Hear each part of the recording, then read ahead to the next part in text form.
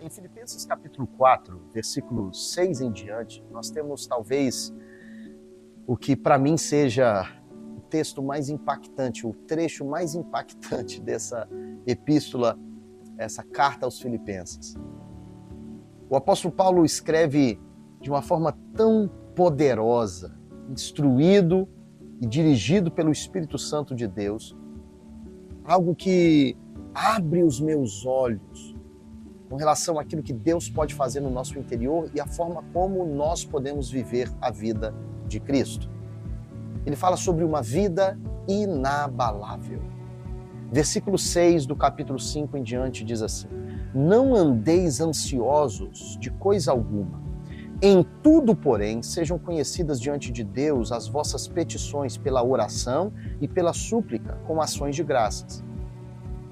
E a paz de Deus, que excede todo o entendimento, guardará o vosso coração e a vossa mente em Cristo Jesus. Versículo 8. Finalmente, irmãos, em tudo que é verdadeiro, tudo que é respeitável, tudo que é justo, tudo que é puro, tudo que é amável, tudo que é de boa fama, se alguma virtude há e se algum louvor existe, seja isso o que preocupe o vosso pensamento. O que também aprendestes e recebestes, e ouvistes e vistes em mim, isso praticai, e o Deus da paz será convosco.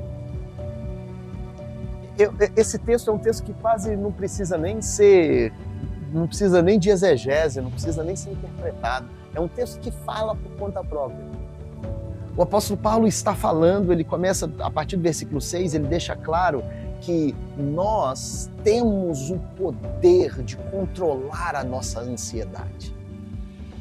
E viver uma vida inabalável é viver uma vida que não se permite ser afetado por coisas que não controlamos. Que não permite a preocupação e a ansiedade, e nós estamos vivendo na era da ansiedade, mas não permitir que a ansiedade infiltre nos nossos corações, principalmente para impactar o nosso relacionamento com o Senhor. E quando o nosso relacionamento com o Senhor é impactado pela ansiedade, o nosso propósito é comprometido. Viver a vida de Cristo significa exatamente isso. Não ter ansiedade por coisa alguma. Através de quê, apóstolo Paulo? Através de uma vida de oração consistente, de ação de graças e da compreensão que a nossa paz vem do Senhor. E esse versículo 6 e 7, eles formam esse conjunto maravilhoso de uma vida espiritual saudável e produtiva, proativa e não reativa. Ou seja, eu não permito que as circunstâncias determinem o quão realizado estou ou deixo de estar. Não.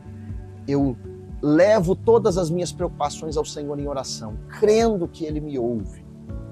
O salmista disse, eu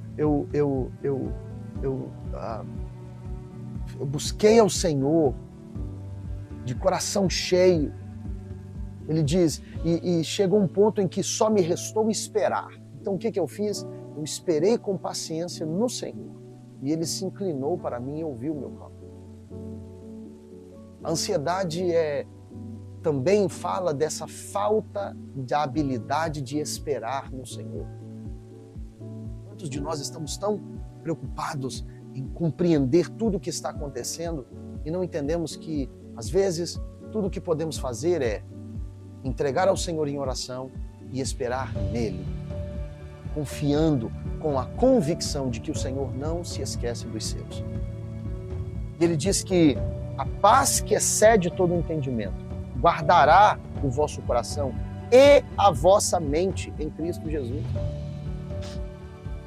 Quando nós protegemos o nosso coração da ansiedade, nós desenvolvemos um hábito constante de oração diante do Senhor, de ação de graças diante do Senhor. Perceba isso, querido. A oração é tempo com Deus. A ação de graças é a constante, o constante lembrete de que temos motivos para agradecer, é que todos os momentos em que Deus interviu nas nossas vidas sejam memoráveis para nós.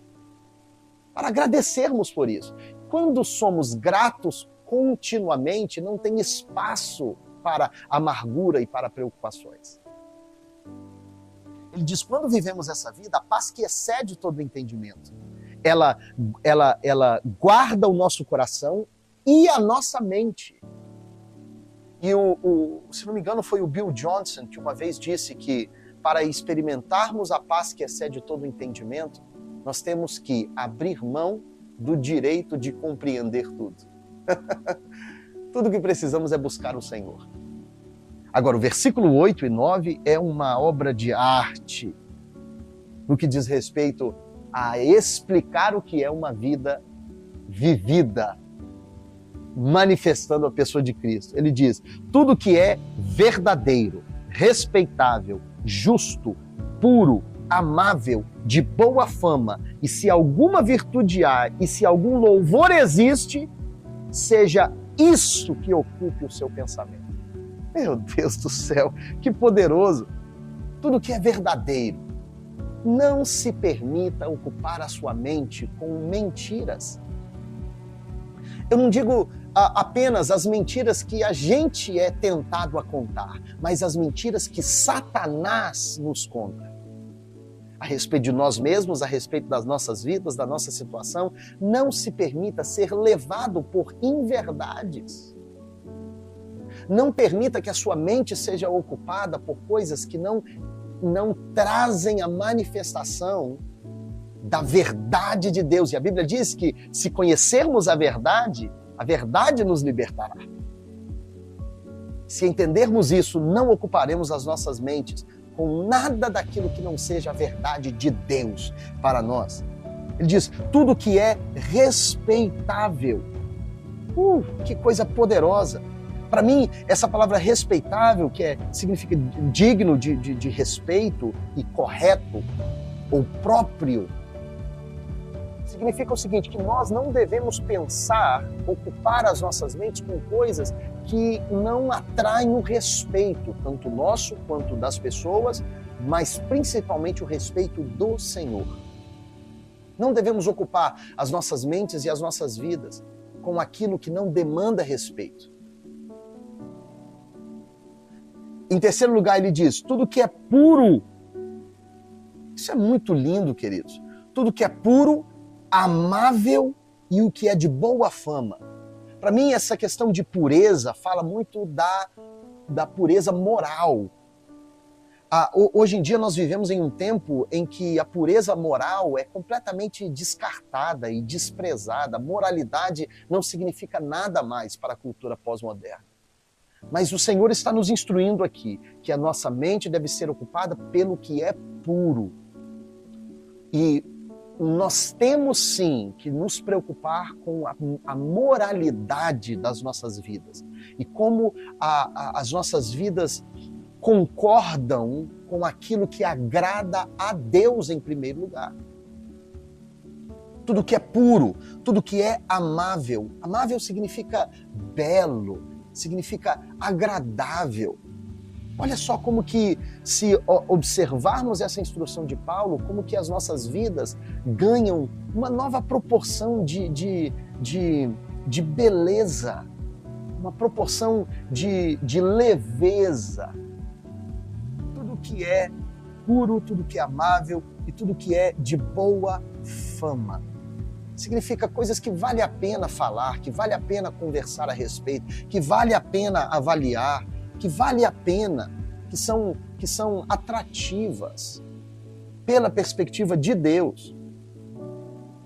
Nós temos que entender que o discípulo de Cristo, ele precisa prezar pelo que ocupa espaço na sua mente, nos seus pensamentos.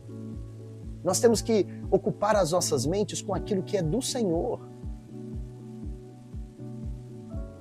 Nós não podemos ocupar as nossas mentes com as coisas corruptas deste mundo. Não. Ocupemos as nossas mentes com o que é puro, amável, de boa fama. Aí ele diz, se alguma virtude há, E se algum louvor existe, seja isso que ocupe o vosso pensamento. Virtude, para mim, significa o impulso que nos motiva para fazer o bem, ou fazer melhor do que já fizemos. E o louvor é exatamente aquilo que elevamos ao Senhor, ou aquilo que traz um pensamento agradável a respeito do próximo. Mas quem é o louvor é de direito do Senhor. E isso que significa, inclusive, aleluia. A palavra aleluia, ela significa isso, louvor a quem é de direito. E o Senhor recebe o louvor. Então, o que Paulo está dizendo é, tem virtude no que você está ocupando o seu pensamento? O que você ocupa o seu pensamento traz consigo louvor ao Senhor? Se o que ocupa o seu pensamento não se encaixa nessas características, nós precisamos, não é só você, eu também, nós precisamos nos render ao Senhor, para que essas coisas comecem a mudar no nosso pensamento, nas nossas vidas, porque o que ocupa o nosso pensamento determina a forma que vivemos. A Bíblia diz que o que o homem pensa em seu coração, assim ele é. Então, querido, se no nosso coração, se na nossa mente, se no nosso pensamento for ocupado com coisas que são verdadeiras, respeitáveis, justas, puras, amáveis, de boa fama, que tem virtude, que existe louvor ao Senhor, é impossível que vivamos uma vida desalinhada do Senhor se isso está presente em nós. Se você quer saber o que significa viver a vida de Cristo, viver uma vida inabalável, é ocupar o seu pensamento com as coisas certas. Essa palavra inspire você a talvez fazer mudanças na sua vida, mas te impulsione para um viver mais frutífero, mais sólido e na presença do Senhor de forma contínua e constante. Em nome de Jesus. Deus te abençoe.